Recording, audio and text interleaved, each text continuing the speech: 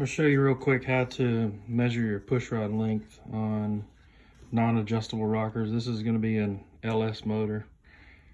It doesn't matter what rocker you use, whether it's the stock rocker or you're using an aftermarket. This process for all that stuff will be the same. All you'll need is your rocker arms that you're gonna use, and you're gonna need one of these length checkers like this.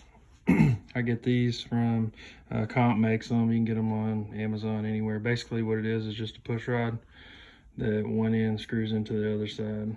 And a lot of times these little adjuster nuts will get in the way. So what I'd normally do is just put a little grease on here, some thick grease, so that they don't have any problems, and I just don't even use the adjuster nuts. You won't want to use it anyway for this.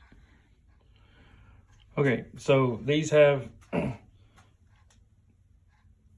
at the bottom, they have the trays, or the, I don't know what you call them. Normally on a stock build, you're gonna have one tray, one rail that runs the whole length of the head, and you'll want that in place, and you'll want to put the rocker next to it on these, because it just uses these bars that just tie the two of them together. So I've got that on here so that I'm sure that it's lined up, and I've got my push rod length checker in here that I showed you before. Stock on these is 7" 400 thousandths, so I'm hoping that I can get away with that, but we always double check. And we want between 20 and 80 thousandths preload is what these rockers call for. These are GM Performance lifters. 50, 60 thousandths should be plenty. They probably have 120 thousandths travel, so you want to be right in the middle of whatever your travel is. So what I'm going to do is I want to try to find where 0 preload is. And the way I'm going to do that is I'm going to make sure that this is seated in the push rod cup here on the rocker. And then I'm going to tighten this down. I want to get it tightened. Let me move the camera a little bit. It's right the way.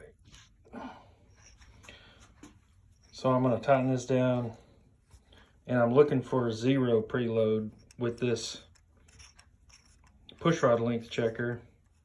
If I get this tightened down and I'm tight, but I have no more slack, and these engines, you can't really, I can't get my fingers in there to, what I normally would do on a small block Chevrolet is I would just, or not any other kind of non-adjustable rocker arm that I could fit my hands in there, I would tighten it down to 0, and then I would just unscrew the push rod up to meet the cup, and then pull it apart and measure with my calipers. These can't really do that.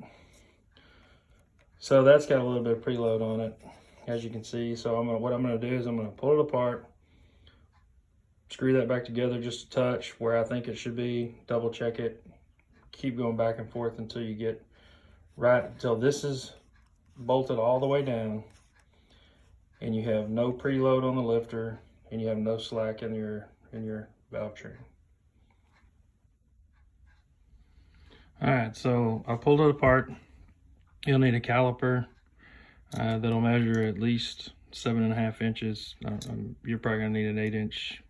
This is a 12-inch. Works pretty good for all the push rods that we do. And you're just gonna measure your push rod here. This is your 0 lash length, and it comes out to be 7" 342 thousandths. So that means that if I put a 7" 400 thousandths push rod in there, I'm gonna have 58 thousandths on my preload, right?